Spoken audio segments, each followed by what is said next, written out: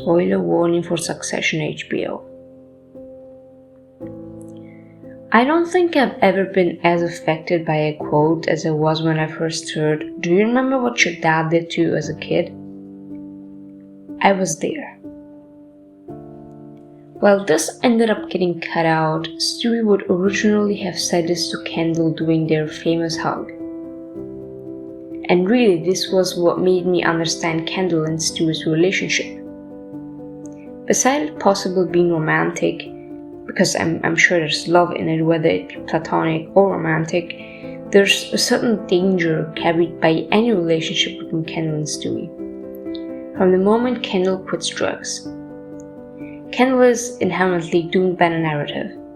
He's so very clearly loves someone who loves him back, yes, but he loves him in a way Kendall can't read.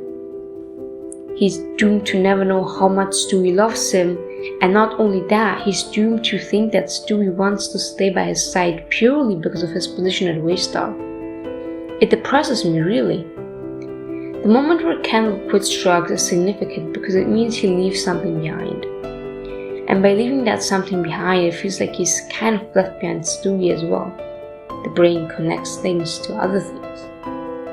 Stewy is, in Kendall's eyes, someone he loves, but Stewy thinks Kendall sees him as a druggie he doesn't need or want anymore. Whereas Kendall is, in Stewy's eyes, also someone he loves. But Kendall thinks Stewy sees him as someone he still needs and wants.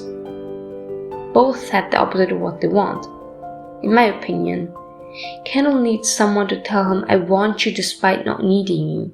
And Stewy needs someone to tell him, "I need you despite what I think of you." Despite this inherent incompatibility, Stewy doesn't shout at Kendall. He's seen what his father did to him. He was there. I've always found there to be something quite poetic about choosing to love someone despite. Despite Kendall's antics, Stewy loves him. And despite he hugs him. Despite he lets Kendall cry on his shoulder. Isn't there something beautiful about that?